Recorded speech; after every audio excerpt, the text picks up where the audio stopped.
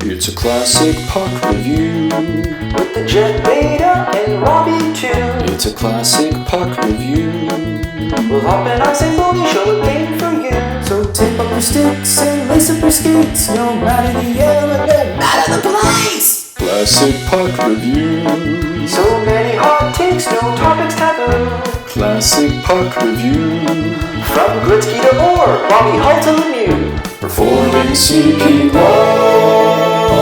a Lehman Sports podcast. Hello and welcome to episode 28 of CPR Classic Puck Review, or as Beta says, season 2, episode 9. I'm Robbie Cameron. With me, Michael Beda, Derek Bressette. Last time out, we had our great jersey debate, boys. It got pretty heated. I talked about buttholes a lot. You guys didn't really enjoy that. But this time around, we get a lot more serious. This is a great game on tap. And I mean, it's not often we have someone on our panel who is actually at a game. So with that said, Derek, why don't you tee this game up for us? You introduce it and you tell us where we are today. Yeah, so throwing it all the way back to September 11th, 2004. This is the semifinal of the 2004 World Cup of Hockey between Canada and the Czech Republic. So the 2004 World Cup was a pretty interesting tournament because they decided to fully embrace the fact that it's like the World Cup. So there was the North American pool, which consisted of Canada, the United States, Russia, and Slovakia, and the European pool, which consisted of the Czech Republic, Finland, Germany, and Sweden. So there was a bunch of games played all across both continents. The North American pool had games played in Toronto, Montreal, Minnesota. The European pool had games in Stockholm, Helsinki, Cologne, and Prague. So, and then for the medal round, which is what we're getting into now with this game, the European pool flew over to Toronto, and then they kind of mixed the pools up for the semifinals.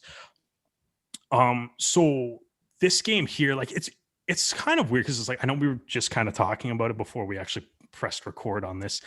I personally, and maybe it's because I was at it, which makes it kind of cool to me. I think this is probably one of the most underrated hockey tournaments that has ever been played. This game in particular, I think was the best game at the tournament too. It's just back and forth constantly. There's a couple big kind of storylines going into this game though, right? So you have the Czech Republic team who had, one of their legendary coaches, Ivan Holinka, passed away just a couple days before their training camp was set to open for this tournament.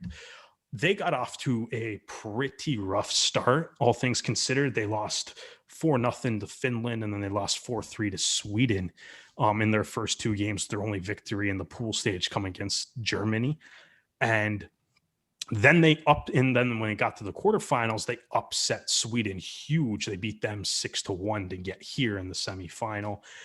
Canada, on the other hand, has been essentially, they've been Team Canada dominant. This is kind of, obviously, they're coming off the 2002 Olympics, where they won the gold medal at that. So that was the previous best on best tournament. A lot of player carryover from that roster too. The top line at this tournament is Joe Sakic centering Jerome McGinley and Mario Lemieux, which is just amazing to really think about that being a line.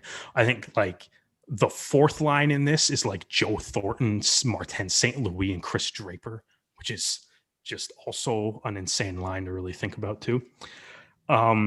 And Canada has dominated this whole tournament. Martin Brodeur has been playing outstanding. Canada's only, in the previous 4 games, Canada's only allowed 1 or 3 goals in the previous 4 games. No team has managed to score 2 goals on them yet. Brodeur has been a big reason for that. And then the real big story that's kind of going on in the hockey world right now, and you'll hear David Amber and Barry Melrose talk about it during the intermission, is that the NHL lockout is looming right now. And it's one of those things where, it feels like every interview segment that the players have to do or the managers have to do. Gary Bettman's at this tournament, and every game is just where are we on the CBA negotiations between the players? And it's you can tell it's something that's kind of looming. So I guess there's that weird feeling that this could be the last hockey games for a while, and then obviously it ends up being for a full year. But I think the reason that I really did choose this game, like I said, though, was because this is like the absolute coolest game that I've ever been to live. So my dad got like this medal round package that was, I guess, Hockey Canada or the IIHF was selling. So we got to go to the first game, the first quarterfinal game, Canada versus Slovakia, where, you know, it was just super cool as like a 12-year-old to watch like Lemieux, Sakic, and Aginla just like make Zdeno Chara look like a 5'3" child basically for 60 minutes. So, and unfortunately, though, for Martin Brodeur, one of the Slovakian players took like I'm just going to throw this on net. End of the third period. I just want to get off the ice, throw away, dump and change shot. And it hit a nerve in Brodeur's hand. And like he can't close his hand or something. He's got like a pinched nerve in his hand. So Luongo gets his first start and first play of any type in this tournament. Leading up to the tournament, my dad kind of like surprised us like with the tickets, and his whole like, I remember like, I guess his explanation for it was like, we like, it's Team Canada basically, right? He was like, you got to go see Team Canada at least once, right? And it was like, you never know when you're actually going to get a chance like to have like the World Cup, or so I guess the two best on best tournaments are the World Cup and the Olympics. And I mean, Toronto's probably never going to host a Winter Olympics because we don't have a mountain. So it makes it difficult to like host things like skiing. It makes it difficult to be a Winter Olympics venue, right? So the World Cup is probably like your best bet. And I guess kind of looking back on it like 16 years later, he's right. Because we've never really got another, like, I guess we can debate what that 2016 World Cup is, but like we never really got like a true like best on best like World Cup again after this, right? So the previous World Cup being in 1996, so the Americans are the defending champions. A couple hours before this game, they fell to Finland. So this game here is to see who plays Finland for the gold medal in a couple days. But like, yeah, I don't know. I just remember like the whole tournament being just like a ton of fun to be at. We're sitting like at the last row of the lower bowl, just inside the Czech blue line to start the game. And yeah, like it was just wild. This game was cool. Like I guess I remember this a little bit better, not just because it was a great game too, but like because this was a Saturday. So we were able to kind of make like a day out of it. So we like went down to Toronto early. We did, we went to like the Hockey Hall of Fame and checked that out. There was some pictures and stuff. And I was like looking at, my dad found like pictures of like this day. And I was like, every time there's like a Hall of Fame picture, I'm like staring at the background to be like, I wonder if I know any of these staff members right now. Anybody that stuck around for a long time, but I didn't see anybody in the pictures. So who knows? What I did see though, is that the shootout sticks are the exact same. A ton of fun to watch. So hopefully you guys enjoy it as much as I did looking back on this too. Yeah. Hey, do you have anything to add? Not too much to add about the lead up to the game itself. That was very detailed, and that's so cool that Derek was in attendance at this game. To my memory, maybe I tuned in live. I would have been 10 years old, but the other day when we were taking notes, that was the first time I recall seeing it in full. And yeah, it's a hell of a game, extremely underrated game. One of the finest international Canadian games within the last, since maybe 2000 for sure. I mean, up there with the golden goal. But as far as excitement and back and forth action, it's an amazing game to behold. Just a little information in general about the World Cup of Hockey, right? Like World Cup of Hockey and its predecessor, the Canada Cup, which was held 5 times between 1976 and 1991. Then it rebranded and was succeeded by the World Cup of Hockey, in which this is the second installment. The first one being, as Derek said, in 1996, where the Americans won. That's played under NHL rules, whereas the World Championships and the Olympics, the Olympics, many people, including ourselves, probably regard it as the pinnacle of hockey excellence when we're allowed to have best on best tournaments. It's always been shady back and forth since Nagano and Pyeongchang, and indecisiveness of whether professionals are allowed to play. But a lot of people regard the Olympics being the best on best tournament, same way that the FIFA World Cup is, except FIFA World Cup is held in much higher regard than the Summer Olympic soccer. So it's interesting. And then the IIHF World Championships is also taking place right during the NHL's playoff season. So a lot of the best players that are engaged in their club teams playoffs can't attend. So we kind of disregard that. But here, the World Cup of Hockey, as well as the Canada Cup in the 70s and 80s and early 90s, this is taking place in September. So this is about a few weeks before the start of the NHL season. Many of these players from the 8 teams that participated in this year's edition are in the NHL, if not playing for their top clubs of their respective domestic leagues. I know there's only about 4 players from the Czech team that play for Czech league, or maybe even a couple Russian players or Russian league players. But other than that, every single Canadian player and every other Czech player, except those few, are NHL bread and butter players, all-stars as well. We didn't really name too many of the names, but on the Czech team, you've got amazing players: Milan Hajduk, Jaromír Jágr, like gods. Cabriolet, we did a game on just the other week.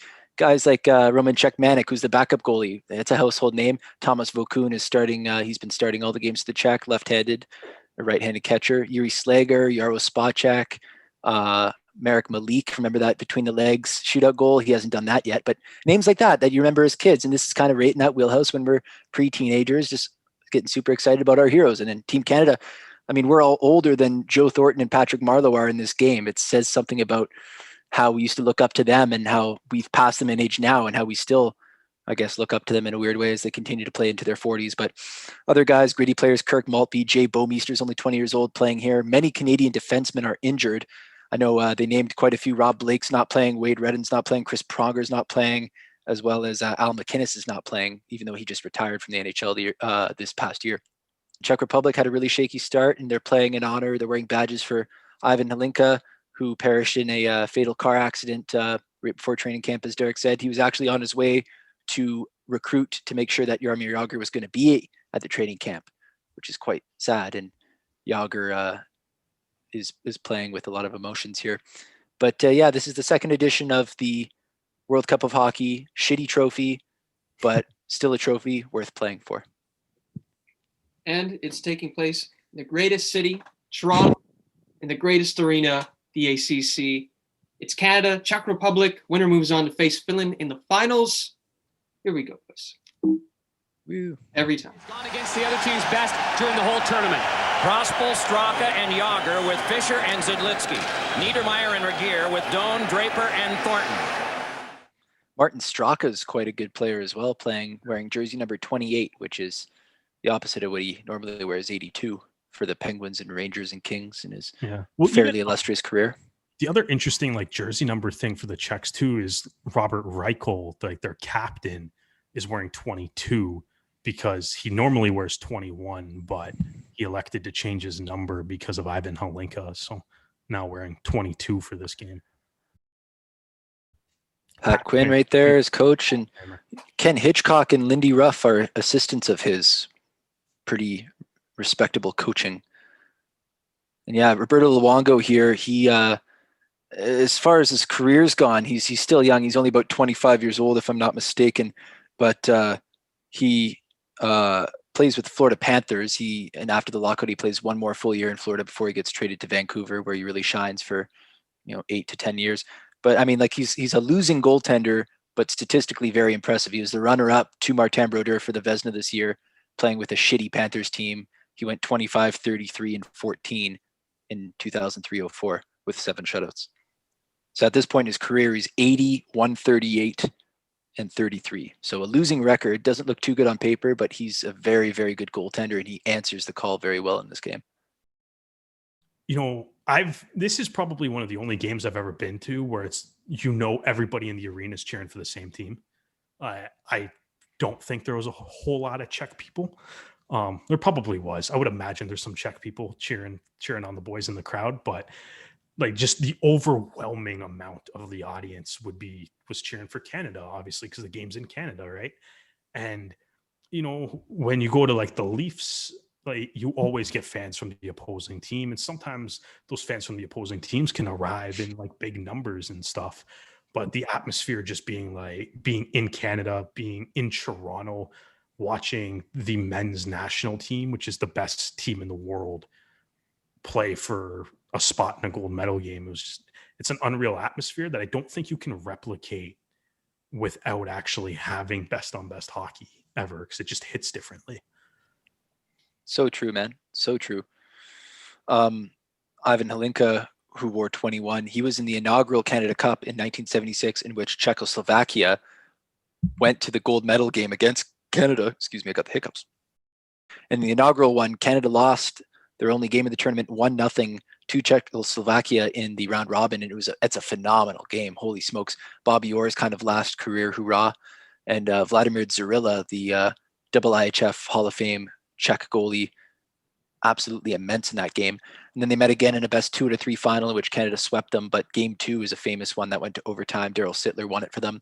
And Hlinka was on that team with the Stastny brothers and Pospisil and a couple other really key names for Czechoslovakia. Yuri Bubla, Vladimir Martinek, and Bohuslav Stastny, no relation to Peter, I think. But respect to the Czechs for putting up a fight. Hlinka, they're wearing his badge. Canada are wearing badges as well. It's the 3rd anniversary of the terrorist attacks in New York City and Washington and rural Pennsylvania.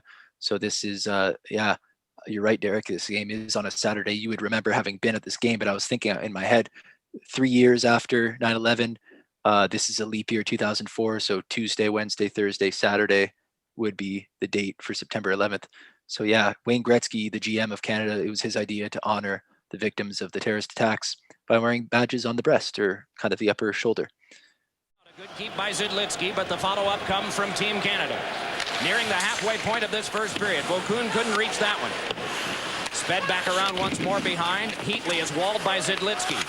Zidlitsky not a large man, but playing very effectively there as well as offensively. Now it's fed out in front for a trickling backhander that's battled for. Loose puck. Oh, out of a scramble. Coming up with it is Vokun. How did that not go in? Oh my God, Danny Heatley. Gaping chance. Gaping butthole, as Robbie would have said about the Hurricanes, but Heatley's still a thrasher. Jaromir Jagr has 1,309 points right now. Dude, yeah. In the NHL. Okay, I can't remember where it is in this game, but Darren Pang and Doc Emmerich start talking about how like this could be like Jagr's like last international tournament, and then he's like thinking about like hanging up the skates or whatever, and I'm just like, that is a hilarious thing to hear in hindsight.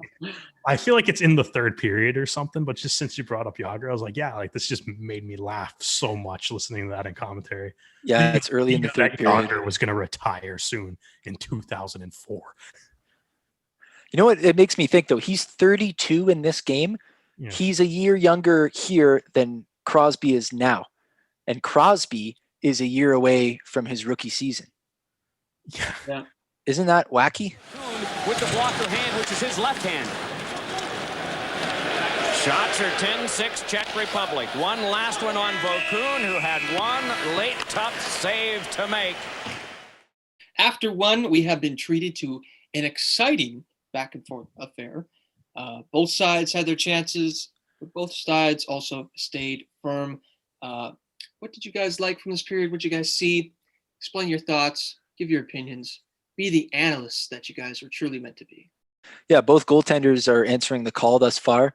Vokun is an established starter with the Predators. Luongo's a few years deep with the Panthers. Neither team very successful, but so they're used to facing a lot of shots. And the star quality on the ice that came to play, it's very quick. It was a fast first period. No penalties, which is great.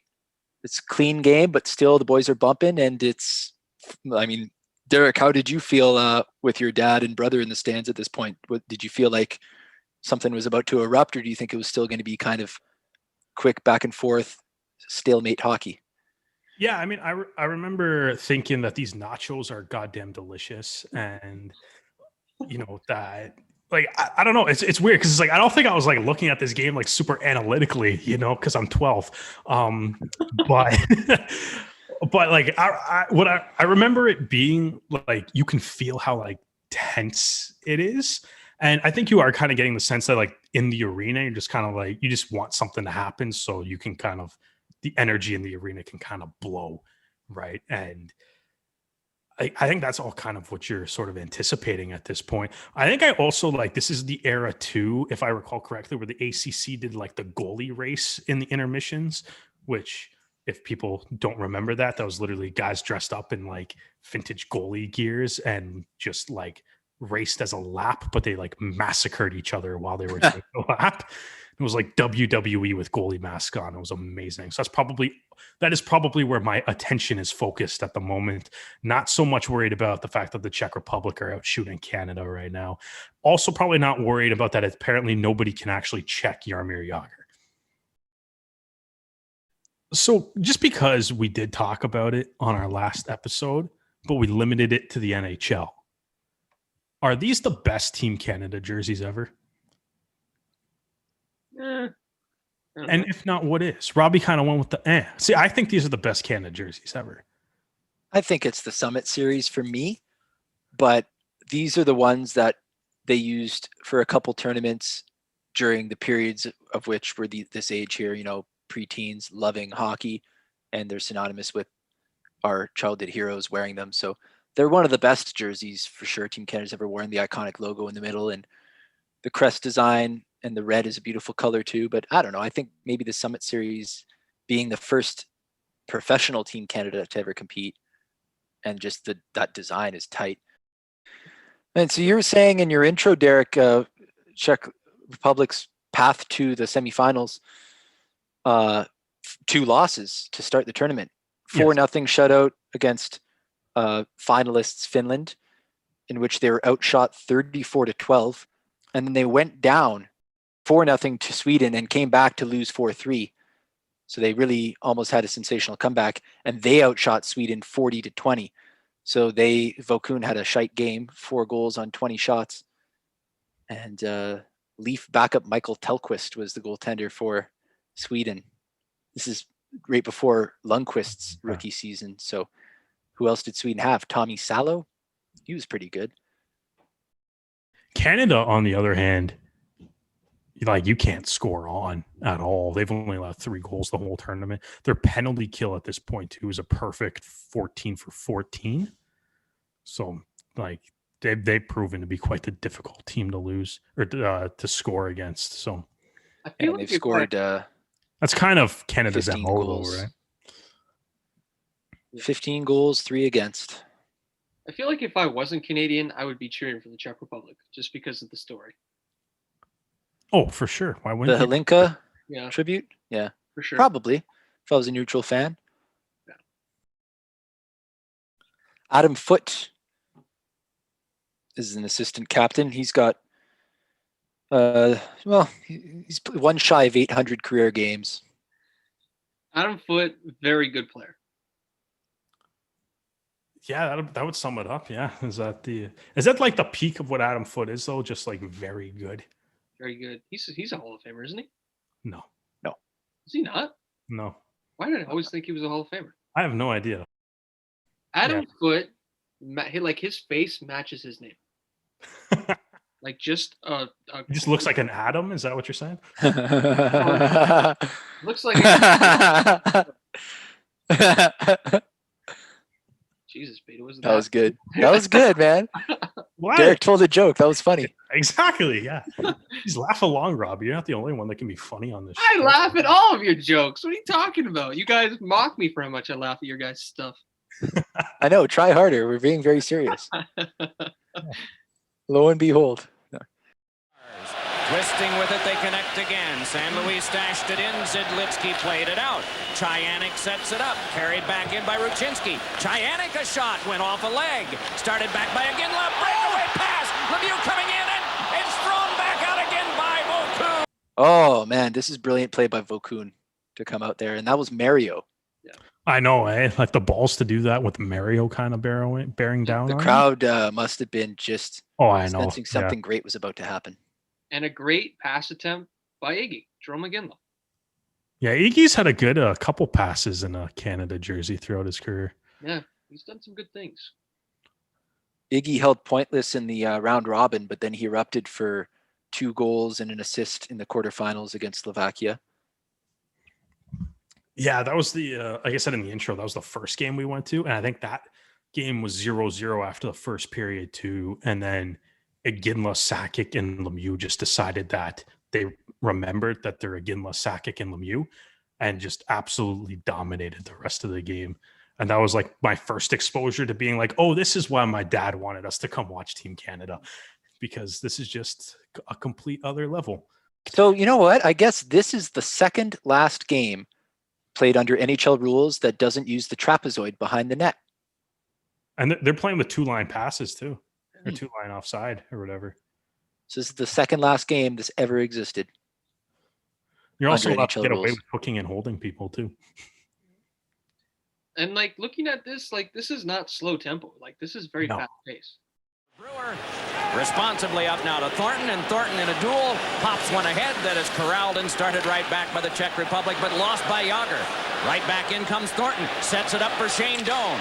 Doan's pass is taken by Thornton. Around behind is Draper, looks to the front, Brewer score!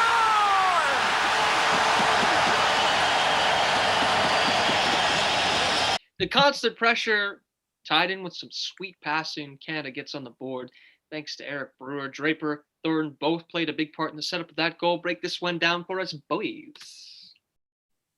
Well, whoever scores first, they allude to this in just a couple minutes. In 2004 World Cup of Hockey, first team to score has gone 15-1-1. Because yes, there are ties in group stage after the quick overtime, but that's good odds. So odds are in Canada's favor, and that was just nice. Crashing the net, Eric Brewer. He's 25 years old, beloved Edmonton Oiler from BC, Kamloops, and he had 7 goals, 18 assists this past season. And yeah, that's where you got to be, man. Right in the crease. In 1999, that wouldn't have counted with Brett Hull, or I guess it did count with Brett Hull. But Vo Kuhn's had a stellar game, and he just kind of lets that go between his pads where he's lined up on the post, and his stick kind of doesn't expect anyone to be right in front unmolested, and Brewer was unmolested, and he slotted the first goal of the game. It's a good pass from Draper too, kind of showing why he had that career high in points. I'll be damned every time Canada scores. Sorry to interrupt, Eric, but I got this thought right now. Every time Canada scores, Czech immediately counterattack. Oh, I know. And Luongo's got to be ready. And there he made a couple brilliant saves, or else they would have scored. That's going to be a theme for the entire game. And there's that little fact right there. Anyway, sorry to interrupt. I was just going to say, hey, Robbie, do you remember when Eric Brewer was a Leaf for 10 minutes? Oh, yeah. It was one of the greatest moments of the time. I totally forget. He played his 1,000th game in his career as a Leaf. Hasn't everyone, though? I think so. That's the point. Yeah. He played, I think he played 18 games as a Leaf. But that's not the team in the NHL that Eric Brewer has played the least amount of games for. If you think of, so he played 18 games for a Leaf as a Leafs. He played less than 18 games for one other team in the NHL. The Ducks. The Ducks, yeah. He was a Duck for 9 games. He got traded twice in one season. And that was his last season. He played 2 years. First 2 years of his career were in Long Island. Yeah. And then the last 4 have been in Edmonton. So thus far, he's played 404 career games. And you said he was a Leaf for his 1,000th, eh? That's pretty cool. Yeah, but he was literally like a Leaf for like 3 months, I think. Eventually was able to see Draper behind. Draper moved right behind the net.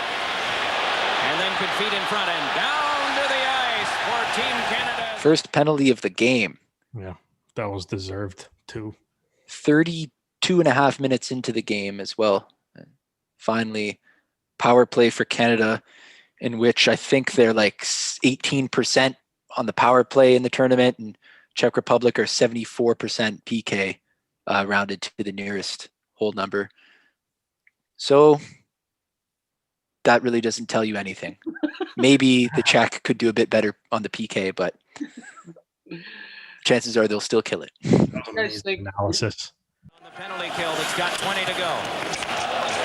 The first power play of the game, and nearly a giveaway by Niedermeyer to Elias. Now it's lobbed ahead, and here comes Lemieux. Lemieux feeds one in front, chopped on goal, Sable could rebound in front. Oh, and that one didn't get another try. They scored!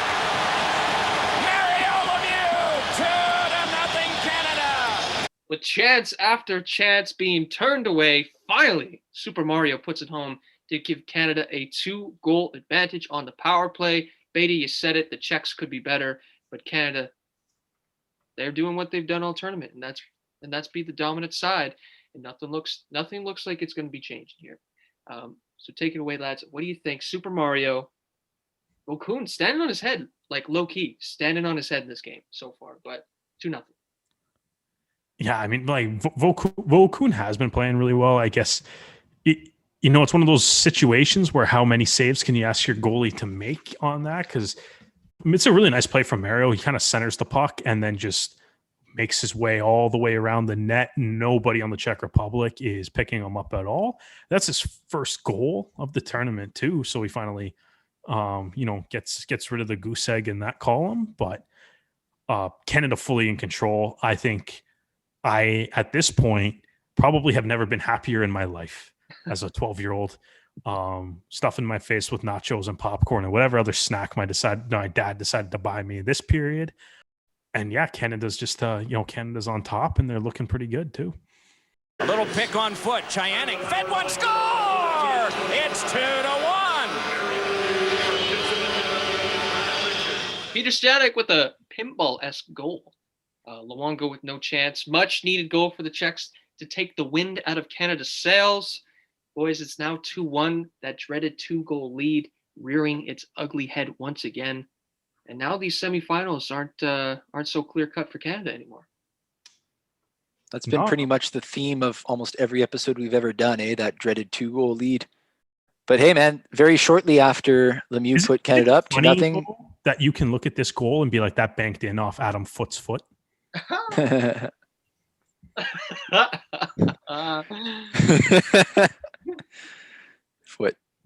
Foot's foot. You don't get to say Foot's foot too often, so Foot's foot. There you go.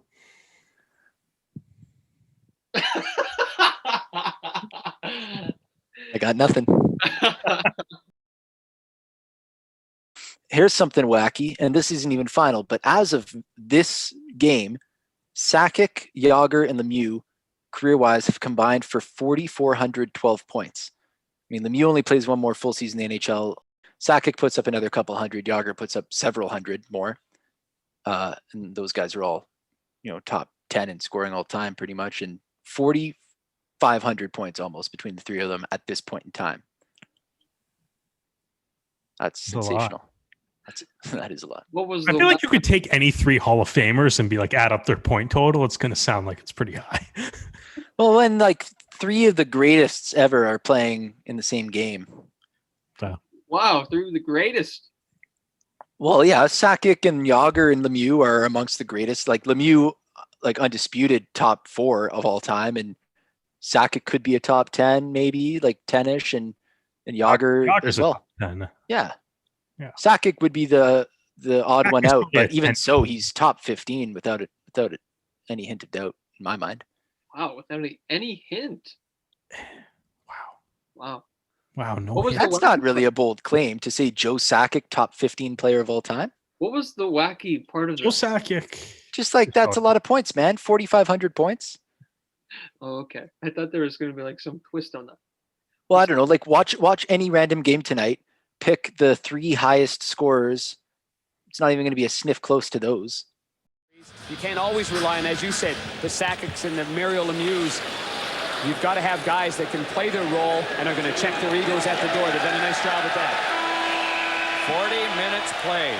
40 minutes in the books, and this semifinals matchup has been action-packed. Derek, this must have been a hell of a game to go to. So I was going to say, there's a very nervous child somewhere above the Czech blue line right now. Yeah? What's his name? Derek. Derek would be his name. Yeah. Jeff was super calm. Jeff's like, it's Canada. They're going to win this. I'm like... And that's why your dad gave him the jersey with the C on the front. Yeah, exactly. I still Dad still has never explained that to me. I don't get that. Like, what's going on, Dad? Like, why did Jeff get the C? I don't get it. Like, what? That doesn't make any sense. Got it back to the point.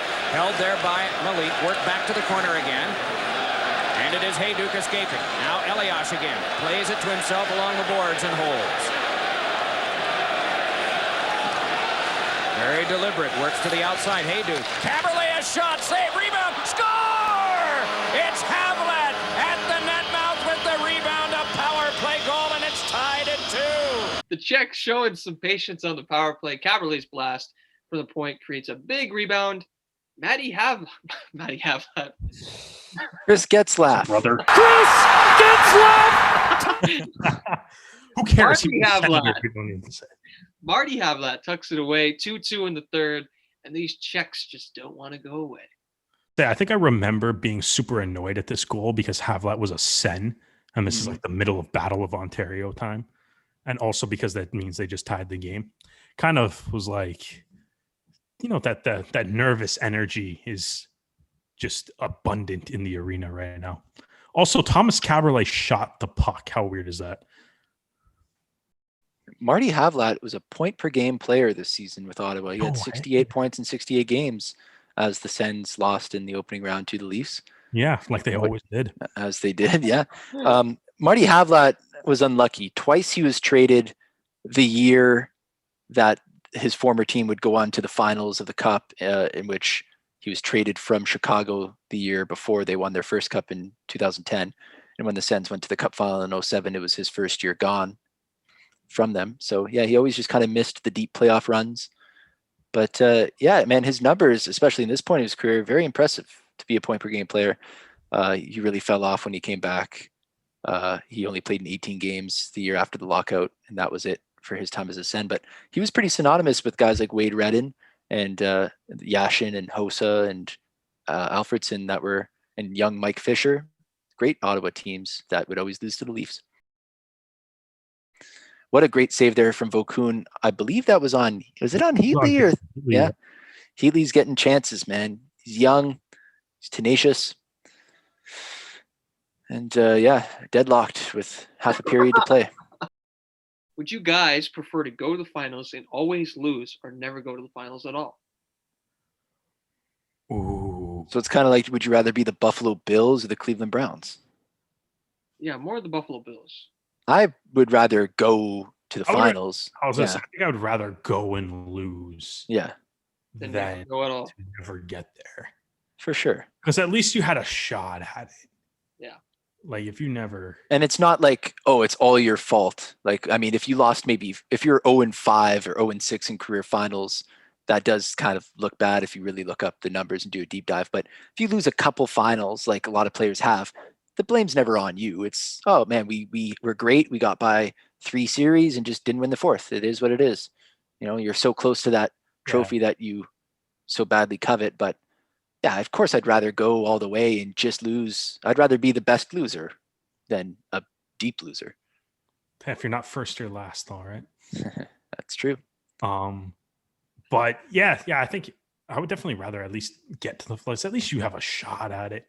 At least you can say you got to play for it and stuff. Like if you, I think in either scenario, like if you're just going with you either get to the finals but never win or never get to the finals is the 2 options.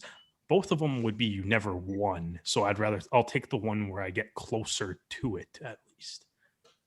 Damn, but you have to deal with all the heartbreak, all those emotions. What if you get trauma? So you would rather never have some success? Hey man, I'm rich, bitch. If I'm in the NHL, I don't have to worry about it. I would rather, I don't know if I could deal with that emotional pain, that emotional toll. Well, that's on you then. One on a cross that's sent to the point. Quickly right back around again. Curling around behind the net. Swinging one in front was Dopita. It went wide. Big drive. Oh, pad stop. Rebound. Oh, and another stop as it's deflected up over the net. Amazing from Luongo, by the way.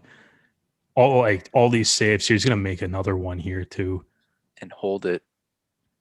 Yeah, Canada can't get the puck all out. without a stick. Luongo, like no one on Canada is aware enough to get Lewis' stick back, apparently. He still doesn't have it. Still doesn't have it. And then this is just a point-blank shot. See, I wish the World Cup of hockey was held in higher regard. It's a shame that I know they can never figure it out. And apparently they were going to do one last year, but COVID messed that up. So there's like, maybe we'll do it 2024. But doing it every 12, 8 years, what have you, it's just too long in between. Because, that's why everyone just expects the Olympics to be the end-all, be-all tournament for best on best without excuses, without worrying about who's playing where at what time of the year. It's like we send all the best players here at this time because there's so much ambiguity with this World Cup challenge that, and it's a shame that the Olympics, there's never any certainty that it will be the best players representing our country for a gold medal. Right. So, Like, I think that's the thing because I think the 2016 World Cup too was kind of like watered down a little bit by having like not full power Team Canada, not the full power of Team USA.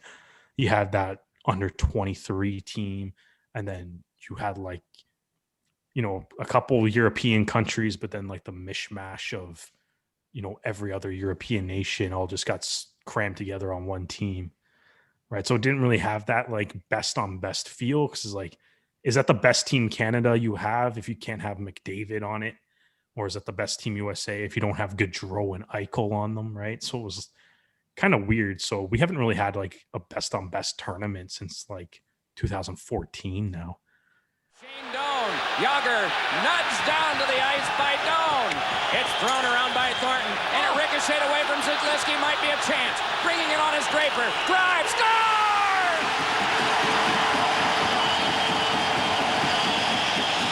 Chris Draper with an absolute rocket over the right-handed Vokoun.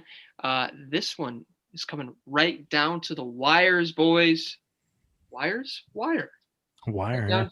Right down to the wire. I guess wires depend on how many wires you have in your hand. Yeah. So 12-year-old Derek is going absolutely nuts at this point, probably somewhere in there, spilling nachos or whatever all over the place. This is an amazing pass from Joe Thornton.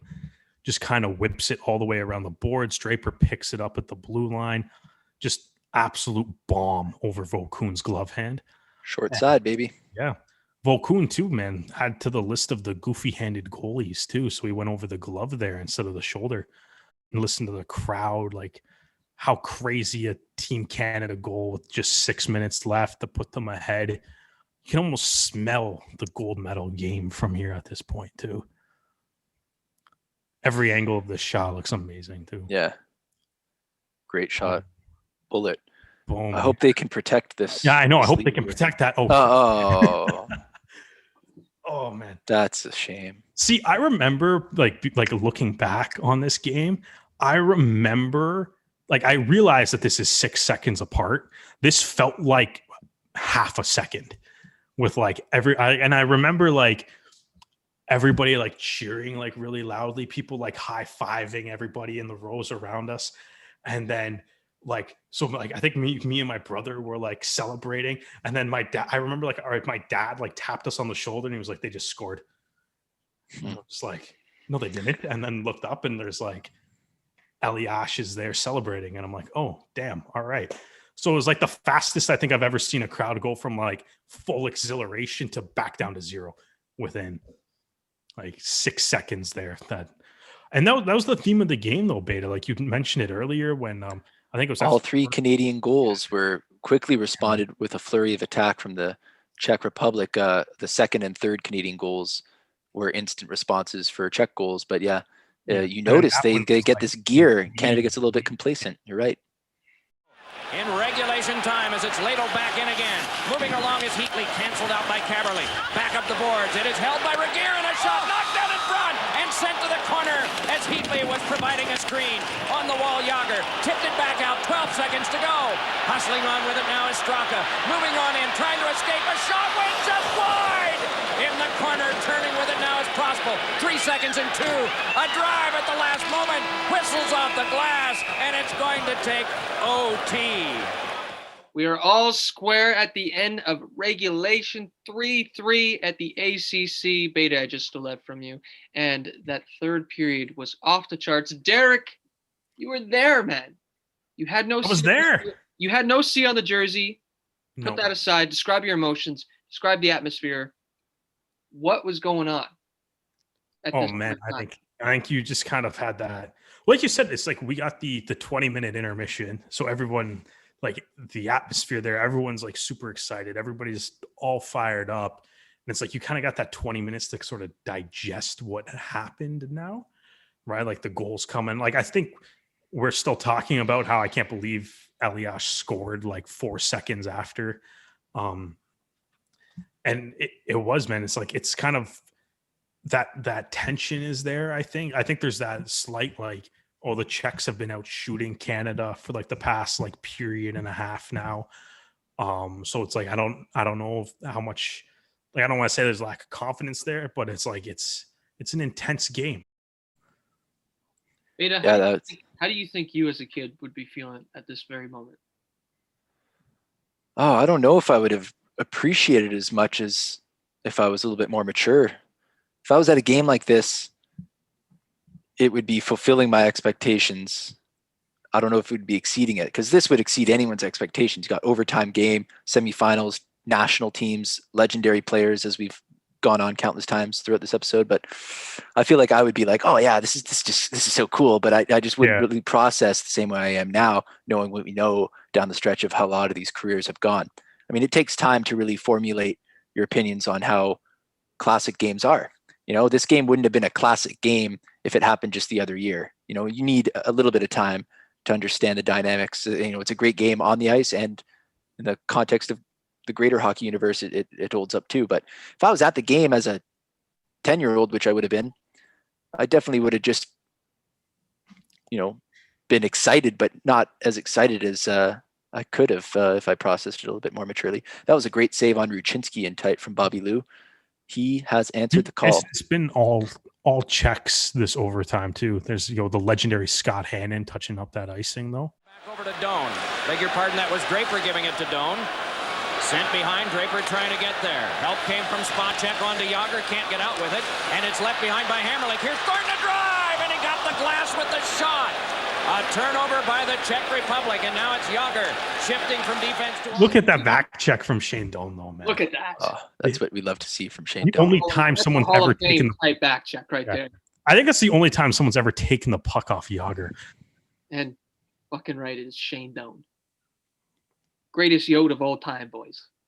Well, I mean, there's not much to pick from, but yeah. I feel like there must have been some anxiety in the air around the ACC right here as the Czechs buzz about. Well, that's the thing. Like this whole overtime, like Canada hasn't even had a shot yet, and like Luongo's already made like 3 or 4 big saves too. Battle on. Ryan Smith sends it ahead. Here comes LeCavalier.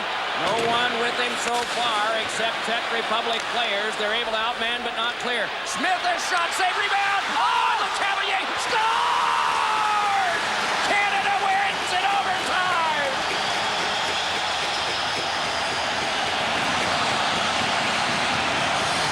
Vincent LeCavalier, fresh off a Stanley Cup, ends this thrilling game in overtime. Not much other than to say that this game was freaking amazing. From start to finish, nonstop action. Canada was on their heels for a little bit. Czechs came back multiple times. Take us home, boys. Derek, take us home with the way you were feeling at this point. Were you hugging random strangers? Were you and your brother jumping up and down together, spilling your nachos all over the place? Walk us through it. Yeah, I think that was pretty much it, man. I think that was like the absolute like explosion of when LeCavalier scored. Yeah, just jumping up everywhere. Like you said, high-fiving strangers, hugging strangers. I remember like leaving the arena, and it was like people, I guess, left the arena like before us or whatever. But like there's people like climbing on like buses at the GO station across the street and stuff. Just people like waving flags, all like the horns and stuff going off. It was something that like I feel like I never really saw like the level of like just random like party in the street due to a sporting event again until like the Raptors playoff run a couple of years ago when they won the championship. And that was like, I mean, the Raptors maybe a little bit bigger impact on the town, but like the jersey's probably covered in like nacho sauce and stuff. It's probably why I didn't get to see. Because he was like, "You're gonna ruin it anyways." But yeah, LeCavalier goes on to be, so Canada wins this game. They go on to play Finland. They beat Finland 3-2. LeCavalier gets named the MVP of the tournament, and he's just capping off just probably the greatest year of his hockey life. The Stanley Cup, a little bit of an Olympic or a World Cup gold medal, being named MVP. And that's a great goal too. You got the Smith shot. You got him trying to recover the puck, the bad angle. I've never seen Wayne Gretzky more excited in my life, as they keep kind of showing that. But yeah, it was just, I just kind of like my whole thoughts on this game was just like, it was just absolutely crazy.